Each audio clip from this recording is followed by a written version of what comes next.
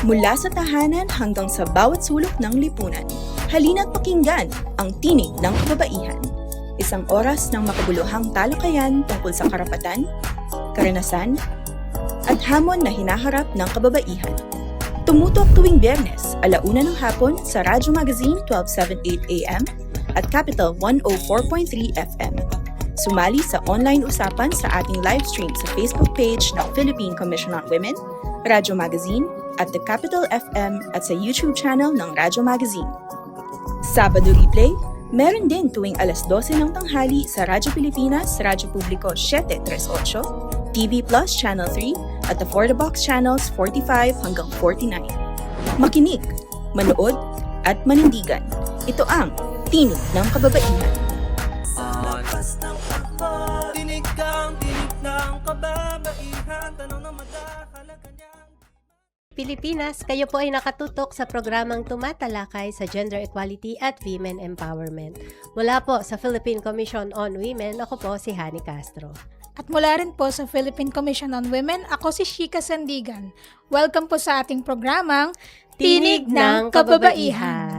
Happy TNK listening po sa lahat ng nakatutok sa atin on air sa Radio Magazine 1278 AM, Capital 104.3 FM at maging sa PBS Receiver app kung saan live na live ang Tinig ng Kababaihan tuwing Biyernes 1:00 hanggang 2:00 ng hapon. At happy TNK viewing din sa mga nanonood sa ating live stream sa Facebook ng PCW, Radio Magazine at Capital 104.3 FM at maging sa YouTube channel ng Radio Magazine.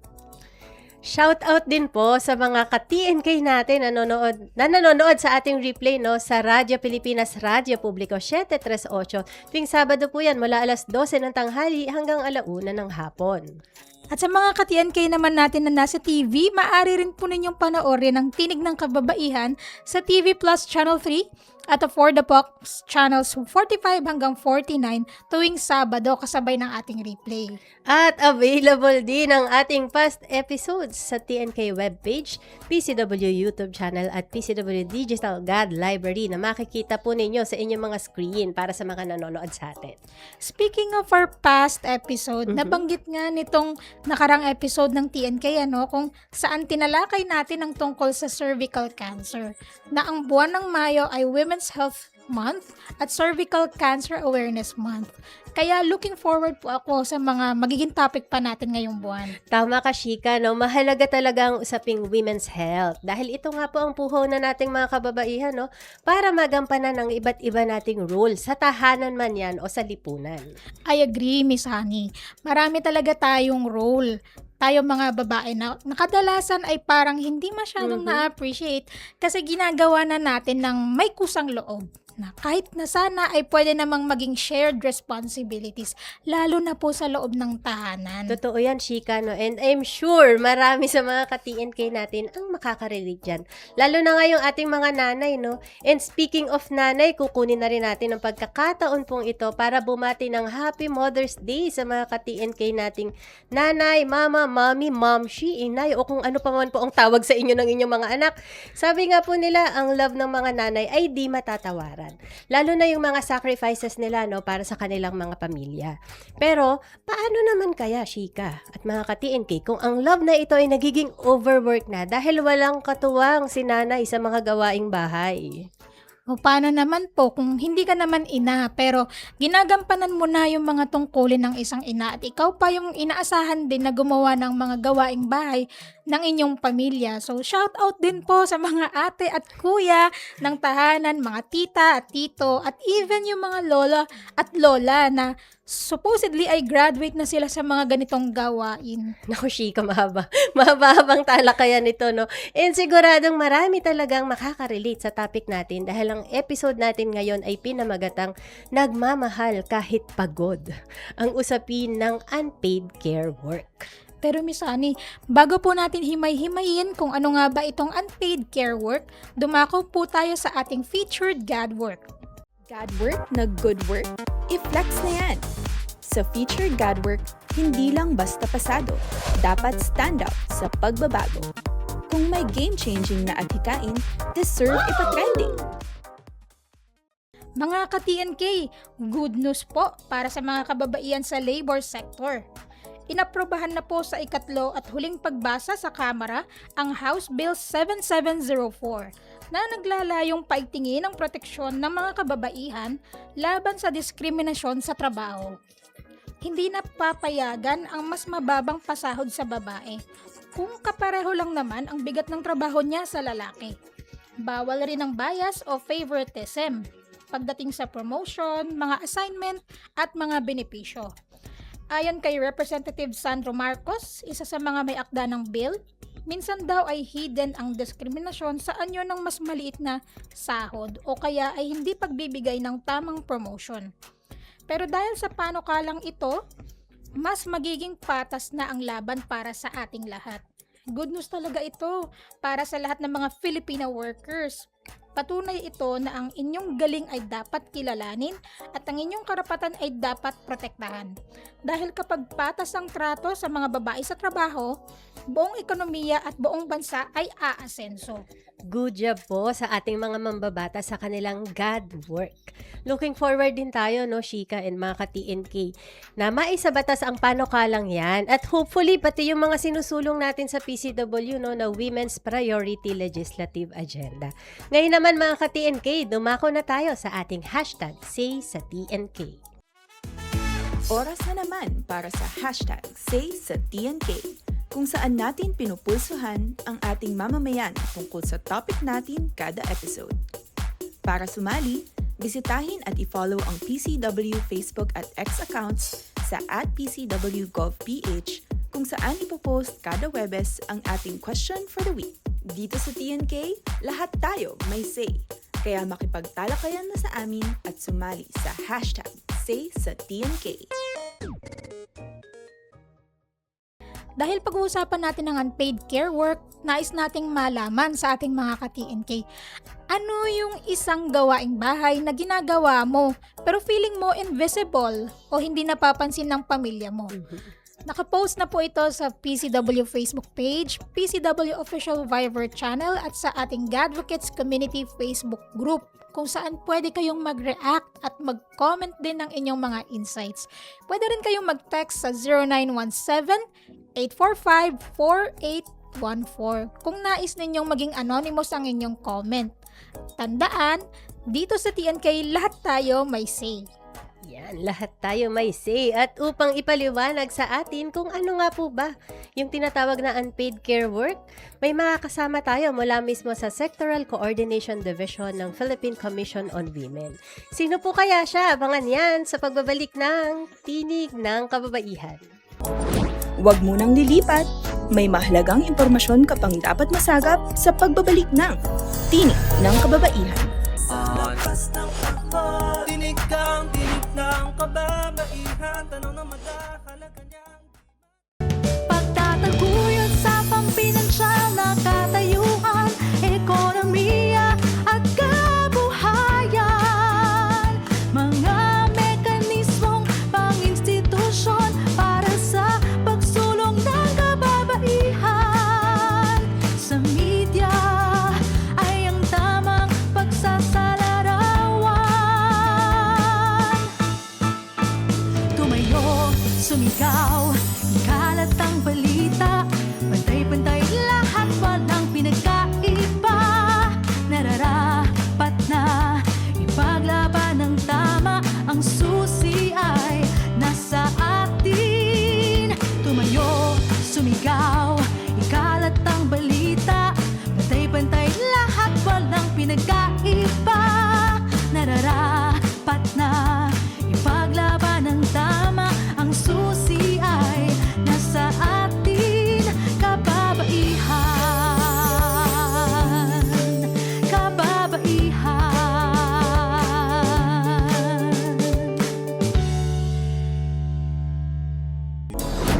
Tuloy ang daloy ng diskusyon.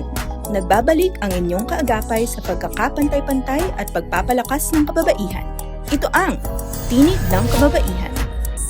lakas ng takbo, tinig kang tinig ng kababaihan. Tanong na madahalaga niyang Kayo po ay nakatutok sa Tinig ng Kababaihan. At para po sa ating episode na pinamagatang Nagmamahal kahit pagod, ang usapin ng unpaid care work, kasama po natin live via Zoom ang Senior GAD Specialist mula sa Sectoral Coordination Division ng Philippine Commission on Women.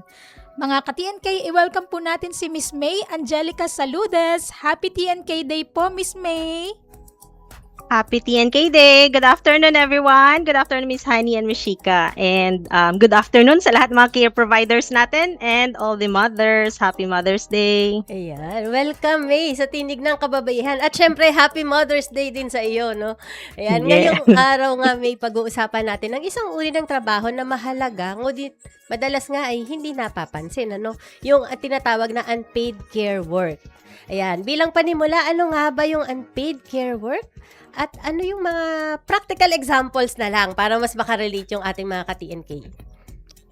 Okay, sige. So, napakalawak ng ating unpaid care work, pag tinutukoy natin yan. Kasi ito po ay lahat. So, basically, lahat ng mga pang-araw-araw na gawain natin na sumusuporta at sinisiguradong mapadali o mapabilis ang mga gawain o ang mga ibang functions ng ibang members ng ating pamilya. So, ang mga halimbawa nito, pwede ito yung mga gawaing bahay o yung houseworks na tinatawag natin tulad ng pagluluto, paghahanda ng pagkain, paglalaba, and even yung pagbabudget po. So, mga finances ng ating Kasama pamilya. pala yun. Importante po ito dahil itong gawain ito ay sinisigurado na smooth ang function ng bawat members ng ating family.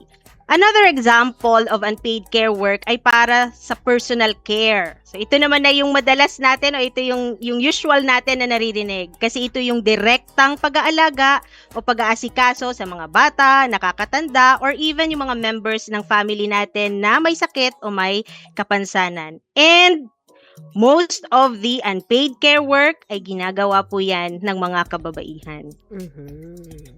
Chika. Ayan. Bakit nga ba kadalasan po kababaihan ang gumagawa ng ganitong uri ng trabaho? May kinalaman po ba ito sa kultura o nakasanayan nating gender roles? Ayan.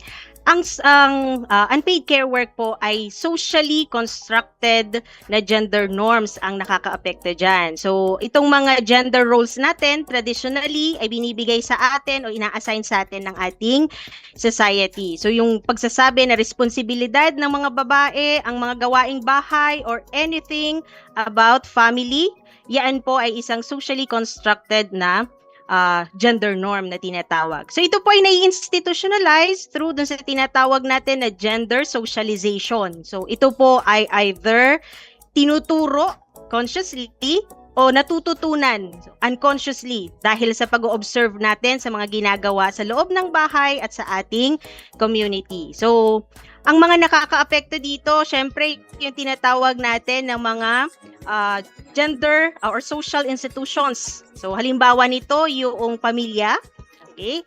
And then we have the media.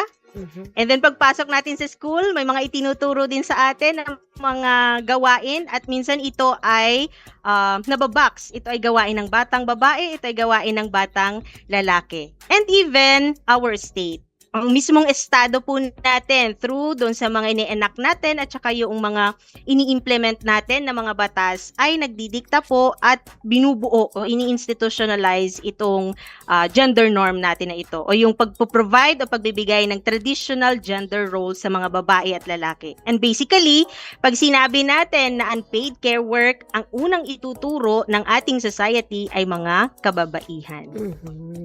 Ayan. Ngayon naman, May, pag-usapan natin kasi sabi mo, mga kababaihan yung kadalasang natuturo pag unpaid care. Ano naman yung epekto nito sa kabuhayan at career or even yung mga oportunidad para sa mga kababaihan? Ayan. So una, maaaring masayang yung pagkakataon ng mga babae na makasama sa tinatawag natin na mga marketable capacity development activities.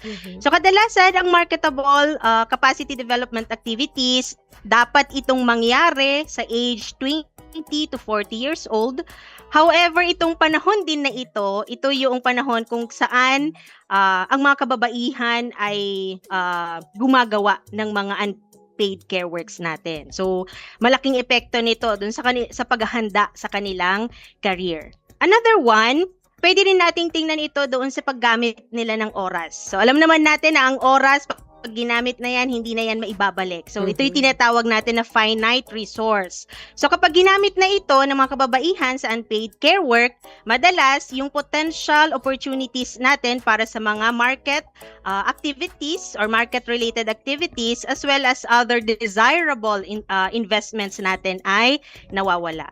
And syempre, panghuli na epekto nito, yung effect doon sa self-care natin. So, nalilimitahan yung oportunidad ng mga kababaihan na alagaan ng sarili nila o yung self-care na tinatawag as well as the political engagement. And basically, 1960s pa lang talagang itong mga findings na ito, itong negative effects ng unpaid care work sa mga kababaihan, sa lahat ng aspeto ng pamumuhay ng kababaihan ay pinag-aaralan na. Ayan, nabanggit nyo nga po ay lahat ng aspeto ng buhay ng kababaihan ay pinag-aaralan na po, no? So, base po ba sa mga pag-aaral, masasabi po ba na ang unpaid care work ay isang anyo ng gender inequality? Bakit po kaya? Okay, it's a big yes. So, Big yes all talaga. all caps All YES capital. yan. So, una, idugtong ko na lang dun sa huling statement ko kanina, no? So, self-care, pahinga, relaxation is one of the basic human rights. So, paano naman natin masusustain ang lahat ng mga klase ng trabaho na gagawin natin kung unti-unti yung katawan natin ay sumusuko na, di ba? However, pagdating po sa unpaid care work, ang unang nasasakripisyo ay yung oras natin para sa sarili natin. So, modern o yung mga current initiatives natin, binibigyan ng pagkakataon ng mga kababaihan na pumasok sa o ma-involve sa economic activities, pero hindi po natin inaatasan ang mga kalalakihan, ibang miyembro ng ating komunidad, and of course, the whole community, the state itself, na makihati sa lahat ng mga care works o sa mga posibleng magawa na care works. So, ang ending, ang self-care ay apektado. So, idagdag natin dito, ayon pa sa mga pag-aaral since 2003, ang care work ay pinagdidesisyonan sa loob ng pamilya. Kaya nga nakakarinig tayo minsan na sinasabi natin na choice naman kasi niya yan eh. So, pinili niya yan. So, dapat niyang gawin. Obligasyon niyang gawin. However, hindi natin nakikita na doon sa mga options o sa pagbibigay natin ng mga options or choices, hindi natin ipinapakita o hindi natin nakikita ang implikasyon nito sa human capital accumulation at labor market outcomes. Kumbaga, ang nagiging basihan ng choices na tinatawag na ito ay yung pangayon lang. Hindi natin iniisip yung future ng isang individual. And lastly, ang care work ay maaaring magdulot ng market work interruption. So, ito ay nakakaapekto sa posisyon o estado ng mga kababaihan sa formal labor market. So, ang employers, pwede nilang isipin na yung intermittent working ay senyales na anytime, sooner or later, lalabas na ng workforce ang isang babae. And it affects promotions, investments sa human capital. So, ang nangyayari, tenga ang babae sa mga mabababang posisyon. Ayun. Nabanggit mo nga, Miss May, no, na yung oras ay finite resource siya. Pag nagamit na, hindi na pwedeng ibalik. And ito rin yung, kumbaga, pare-pareho tayo nito eh. Kahit lalaki, babae ka, mayaman, mahirap. Meron lang tayong 24 oras sa isang araw, di ba? Pero ano nga po ba yung sinasabi nung data kung meron po tayo tungkol sa oras na ginugugol ng kababaihan, no? Sa unpaid care work kumpara dun sa mga male members of the family, for example. Gaano kalaki yung agwat nito at ano po yung implication nito sa ating economy? Ayan. So, ayon po sa, ito yung medyo comprehensive na study na ginawa, no? So, ayon sa 2021 National Household Care Survey, so halos doble ang oras na ginugugol ng mga kababaihan sa care work kung ikukumpara ito sa mga kalalakihan. So, una na lang, halimbawa, dun sa mga primary care works na tinatawag natin, ay yung talagang tutok lang sa care work as our primary activity, ang lalaki ay mayroong 3.48 hours lang. Okay, yun po yung ginugugol nila. While ang mga kababaihan, this is 6.75 hours. So halos dumoble po siya. Okay? Mm-mm. In terms naman po sa multitasking care, okay, o yung nagkakasabay-sabay na mga care activities, ang mga kalalakihan po ay gumugugol ng 3.78 hours at ang mga kababaihan naman ay 6.62 hours. So, medyo talagang doon pa lang makikita na natin, no, dumodoble siya. So, idagdag ko lang dito,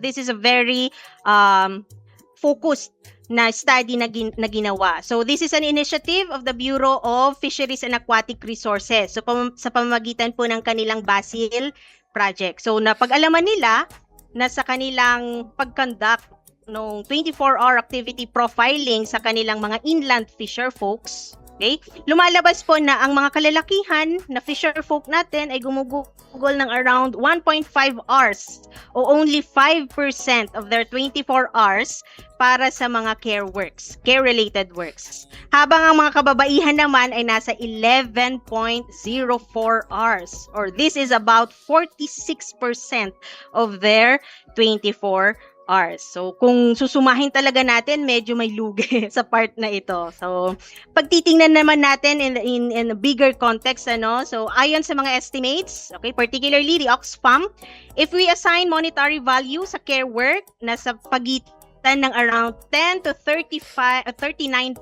ng ating gross domestic product. Okay? In some studies, women's unpaid care work is worth at least 2 trillion pesos, or this is roughly around 20% of the country's GDP. So yan po yung posibleng nawawala, okay? O kaya ay na-undervalue natin kapag po hindi natin nakikita ang halaga ng unpaid care work. So improvement in the economy, pwede nating makita ito if we recognize care work as a real work. Ayan. Ayan. Nako, maraming salamat po, Miss May. Napakalaking bagay pala talaga ng unpaid care work, no? Salamat po sa inyong mga binahagi. Pero, pansamantala po muna nating puputulin ang ating usapan. Sa ating pagbabalik, alamin naman natin kung paano naapektuhan ng mga krisis gaya ng pandemic ang unpaid care work sa tahanan. Abangan yan sa pagbabalik ng Tinig ng Kababaihan. Huwag munang lilipat. May mahalagang impormasyon ka pang dapat masagap sa pagbabalik ng Tinig ng Kababaihan. Sa lakas ng takbo, tinig kang tinig ng kababaihan. Tanong na madahalaga niyang Game, 1, 2, and... Paa, tuhod, balikat ulo, itapwetan, baywang at sus. Huwag mong titigan ang hindi sa'yo at maging disenteng tao. Pare, ang catcalling ay isang uri ng sexual harassment. Di biro ang sexual harassment at di nakakamacho ang pang-aabuso. Isang paalala mula sa Philippine Commission on Women.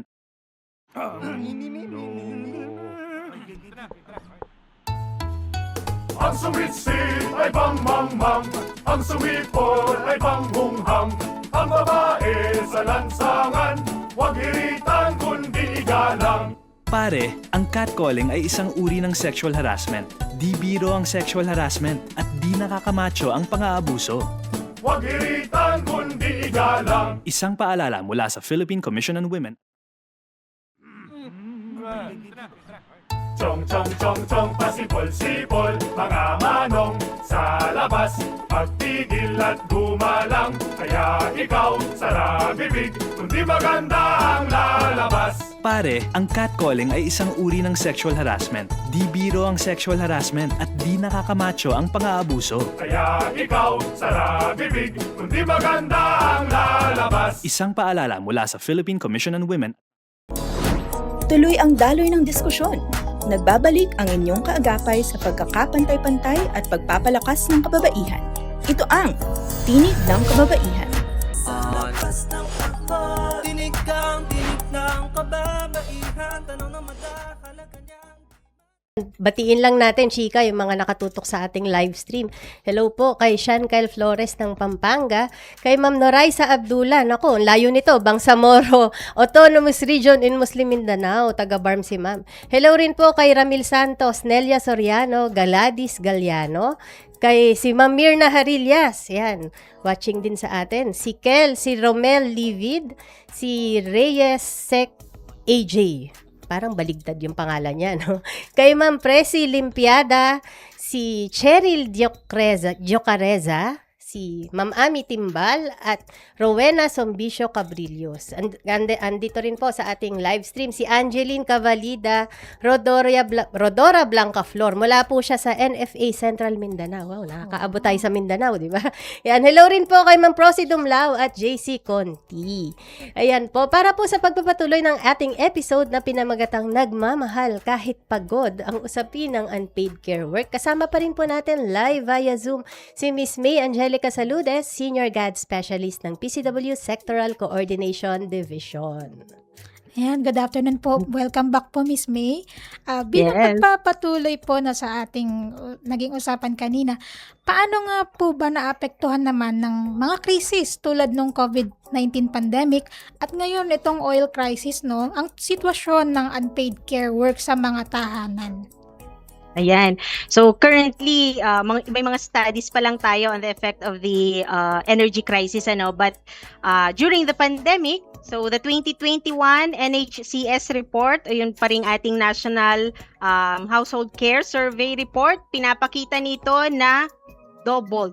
Kung ang work ng mga unpaid care work ng mga kababaihan ay doble na ng unpaid care work ng mga kalalakihan, dumoble pa po itong lalo during the pandemic. So in the UN, Women's Rapid Assessment Survey also on the consequences of COVID-19 in the Asia and the Pacific in 2020, lumalabas na 19% of Filipino women increased their time allocation for adding at least 3 unpaid care work. So nadadagdagan po ang unpaid care work kapag po may mga krisis na ganito.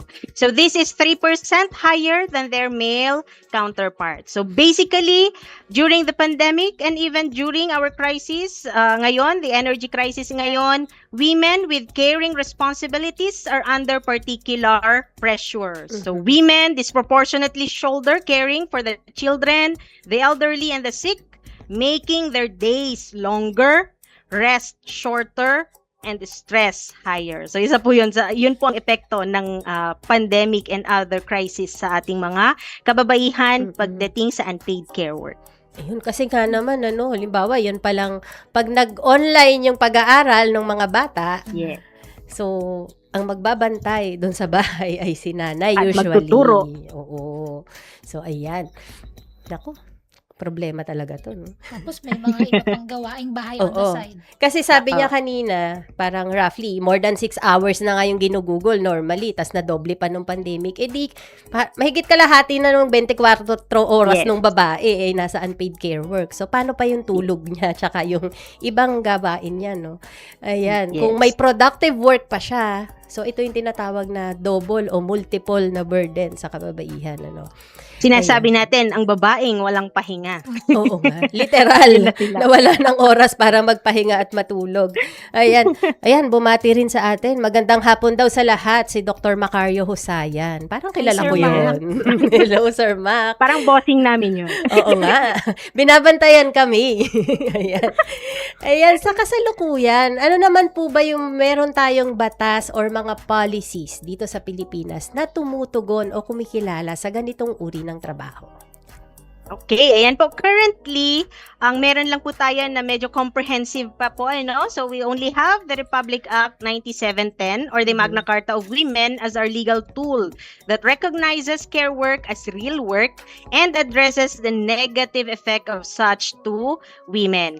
However po, may mga attempts na rin tayo sa ating Congress para po ipasa yung bill, para po ma-address natin ang burden brought about by the unpaid care work. So, some of them, ito po ay sinulat, halimbawa, in-author ni Representative Alfred de los Santos in 2022 at pinangalanan po niya ang kanyang bill na ito na Homemakers Compensation Act. Yan. So, basically, providing monetary value or nagbibigay ng monetary value doon sa ginagawa ng ating mga homemakers. Another is nanggaling po, authored by Honorable Antonio B. Legarda Jr. So, ito po ay noong 2025 at ang kanya pong bill ay Unpaid Care Workers Equity and Empowerment Act. So, basically, pinoprovide na nito ng iba't ibang strategies or interventions para po ma-address natin ang unpaid care work natin. So halimbawa dito lumalabas yung care infrastructures.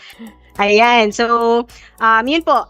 Another bill na pwede nating tingnan sa ngayon na medyo ito yung future o ito yung ipag-asa natin is from Representative Nathaniel Adocado. So ito naman yung Nanay ng Tahanan Act. And of course, we have many more bills. Tinatry na talaga natin na i-address ang unpaid care work at ang effects nito through, of course, some of the efforts of Honorable Maria Rene Ann Matibag. Okay? But for the PCW, we have the Philippine Care Economy Framework. So we are developing it para po mas comprehensive yung pagtingin natin sa unpaid care work. And of course, yun pong currently the SCD is also working on a bill on a comprehensive bill addressing the care economy or putting together yung mga strategies na successful na or best practices globally, locally, and even in national level natin, so para mailagay into a comprehensive bill at pwede itong tawagin na bill on care economy. Okay. Bukod po dun sa mga nabanggit nyo na po, no, ano pa po kaya yung mga policy gaps or even need for programs and services naman po na patuloy na isinusulong? Okay. So, this is based on the assessment po ng SCD again on the cases ng 34 natin ng mga local government units na meron pong mga care ordinances. So, lumalabas dito na ang mga policymakers and program developers natin kailangang tingnan. Una, valuing care work and its providers through formally recognizing care work. So both paid and unpaid as a vital component of the economy and community well-being. So sa paanong paraan po, kailangan pong i-differentiate ang paid care work from unpaid care work because both of them ay nangangailangan ng separate policy measures. Magkaiba po kasi ang policy measures na dapat gawin for them.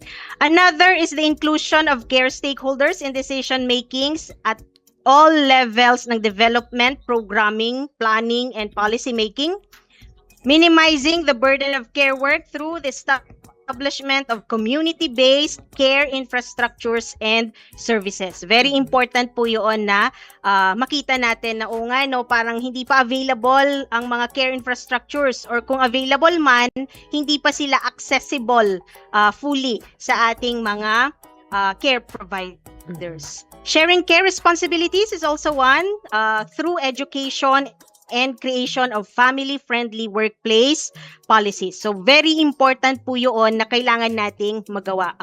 Still, policy gap and programming gap pa rin po siya kasi hindi pa po ganun ka-establish ang mga strategies natin on this. Ayan, May. On the practical side naman, kasi nasabi mo, yung policy level to, medyo mga institutions, yung mga and mga natin, no, matataas na opisyal yung dapat umaksyon. Dito naman tayo sa practical side. Yung doable para sa level ng ating mga households o mga tahanan. Ano nga ba yung pwede nilang gawin, lalo na ng ating mga ka-TNK, upang maging mas patas, no, yung hatian ng gawaing bahay at caregiving responsibilities? Ayan. Okay, number 1 na kailangan natin gawin sa household level is to challenge the traditional way of assigning roles. Okay, number 1 yan. At dapat nating isipin na ang next generation ang mas strategic na gagawa nito. So, halimbawa, hayaan natin yung mga batang babae, babae o lalaki ay gumawa ng mga gawaing bahay na gusto nila. Pag sila yung nagkusa, hayaan natin sila. Hindi yung pagbabawalan natin at sasabihin natin na hindi pang sayo yan, pang lalaki yan, o pang babae yan. So, number 1. Kasi ang unang nakikita ng mga gawain, yung gawaing bahay. So, basically, kapag nakikishare na yung batang lalaki, hayaan natin sila na gawin yon. Kasi that's their part. Sa umpisa pa lang, sa kabataan pa lang, kailangan na nating umpisahan yon.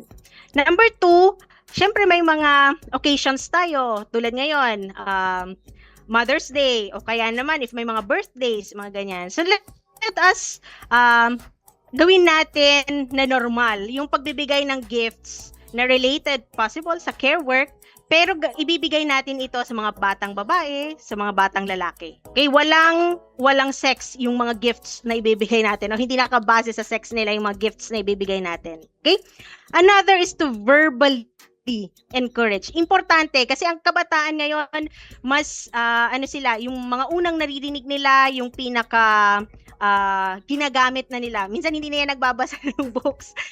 Bihira yung mga kabataan. Pero kung ano po yung nanggagaling sa mga influential na tao sa buhay nila, yun po yung importante. So verbally encourage male and female natin or mga kabataan to do household works, to share the burden of care work sa pag-aalaga halimbawa ng kanilang mga lolo't lola na may edad na, sa mga kasama sa bahay na may sakit. So let us encourage them. And of course, let us always expose them sa mga care works. Okay? So, sa batang edad pa lang, kailangan na natin pong ituro sa kanila. So, di ba nga, tinatawag natin o sinasabi natin na sila ang pag-asa ng ating bayan. So, dapat umpisahan nila yan sa kanilang mga tahanan. Parang gusto ko yung sinabi ni Miss May, no? Parang yung mga regalo natin. Minsan kasi pagka Mother's Day, re-regalo kay nanay, bagong rice cooker, ganun, bagong washing machine. Pwede rin natin regalo yan kay tatay, no? Pag Father's Day, para si tatay pwede i-shoot na lang yung yung labahin sa washing machine. Oo nga po. Correct. Speaking of rice cooker, 'di ba? Halimbawa yan, pagsasaing. Hindi lang naman 'di ba yung mga anak na batang babae ang tinuturuan yan. Maski dapat kahit mga batang lalaki, marunong din sila nan kasi actually Kakain din sila ng kanin. actually Yes. dapat marunong sila ng mga basic na mga skills no, Oo. sa life. Dapat tingnan natin ito as life skills yan eh. Na paano kasi pagka yung anak nyo na lang na lalaki yung naiwan sa bahay, mag-isa siya, hindi na siya makakakain kasi hindi siya naturuan. Di ba? Yes, opo. Ayan. Tama yun. Okay, salamat Mino sa inyong ibinahagi. Ngayon naman, balikan natin yung ano bang say ng ating mga ka-TNK. Kanina po, tinanong natin sila, ano yung isang gawaing bahay na ginagawa nila pero feeling nila invisible o hindi masyadong napapansin ng kanilang mga pamilya, no? Ito po yung say ni Mike Alvin, yung pag-unplug daw niya ng appliances o electronic devices kahit naka-standby lang at pag-turn off ng ilaw kung maliwanag naman kapag araw. Akala mo wala, pero malaki ang phantom load sa bill ng kuryente. Parang napapanahon to Simpleng habit daw, pero malaking tipid. Say naman ni Teddy Bernal, ang ginagawa ko na invisible sa bahay ay ang pag-aayos ng mga sapatos namin sa shoe rack. Lahat po kasi kami ay pumapasok sa school at trabaho at pagdating ng bahay ay mga pagod na. Yung simpleng pag-organize po ang tulong ko na sa kanila. Yan. Say naman po ni Sean Kyle Flores, ang gawaing bahay na madalas hindi napapansin ay ang walang sawang pag-aalaga at sakripisyo ng mga nanay o kababaihan para sa pamilya. Kahit pagod at may pinagdaraanan sila, patuloy pa rin silang nagmamahal at nag-aasikaso. Sana mas mapahalagahan at maunawaan natin ang kanilang hirap, lalo na sa mga panahong sila ay pagod at malungkot. Ako, salamat po sa mga nagbigay ng kanilang mga insights. So, ano naman po yung masasabi nyo dito, Miss May, sa say ng ating mga ka-TNK? Ayan. So number 1, sa electric bill, mahirap talaga. Isa yan sa mga problema ng mga ina. Affected yung Sabi budget nga natin, no? Yes. So, sa finances po yan. So number 1, natulong natin sa kanila para naman hindi sila mahirapan sa pagbabudget natin. So basically, parang akala natin pang crisis lang ngayon yung ina-address niya, but indirectly, pwede rin niyang i-address yung unpaid care work ng ating mga ina.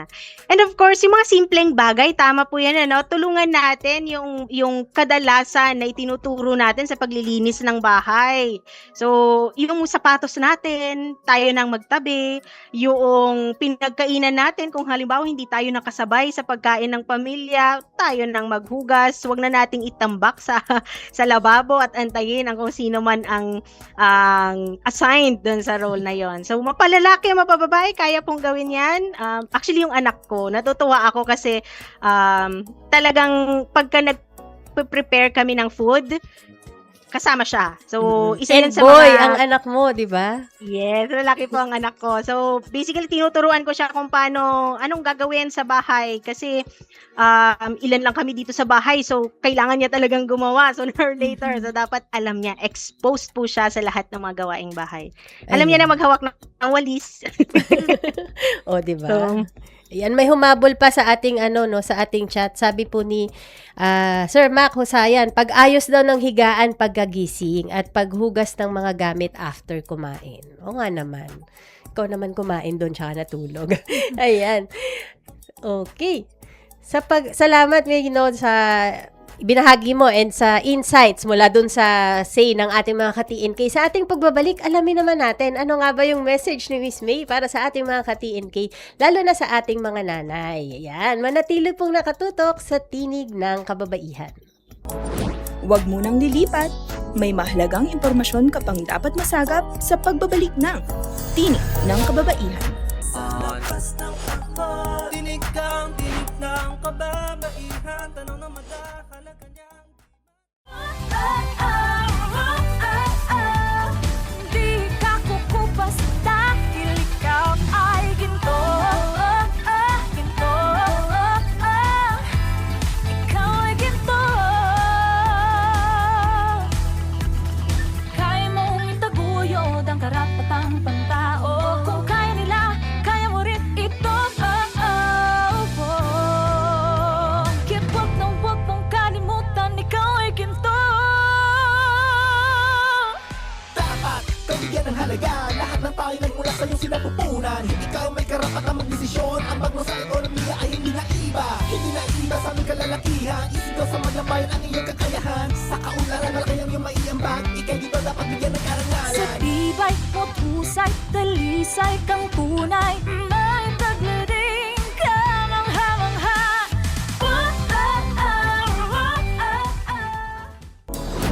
Tuloy ang daloy ng diskusyon.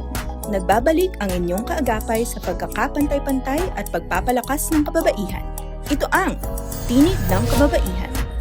Lakas ng takbo, tinig kang tinig ng kababaihan. Tanong na madahalaga niyang Ay nakatutok pa rin sa Tinig ng Kababaihan at kasama pa rin po natin si Miss May Angelica Saludes. Pero bago po yan, batiin po natin yung mga humabol po na nanonood po sa ating live.